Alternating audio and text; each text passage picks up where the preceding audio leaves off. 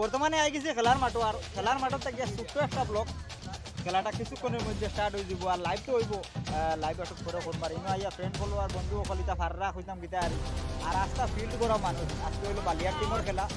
বালিয়া মানে রমু, ডাক নাম হইল রমু, আর আসল নাম হইল রহিমউদ্দিন। নাম খেলা আজকে আর থাকিও বন্ধুর খেলা শুরু হয়ে যাব কিছুক্ষণের মধ্যে। তো ভিডিওটা শেষ পর্যন্ত দেখি।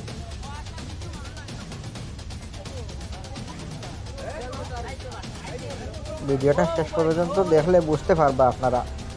আমি শেষের একবারে লাস্টের যে বল যেটা, এটা আমি ভিডিও রেকর্ড করতে পারছি না অন্য অসুবিধার কারণে। আমার মোবাইলে অন্য প্রবলেম হয়ে গেছিলো, এর কারণে ভিডিওটা শেষ পর্যন্ত দেখিও এবং ভিডিওটা একটা শেয়ার মারিও আর কমেন্ট মারিও, তোলা কমেন্ট মারিও, ভিডিও শেয়ার মারিও। আর আপনারা ভিডিওটা শেষ পর্যন্ত দেখুন।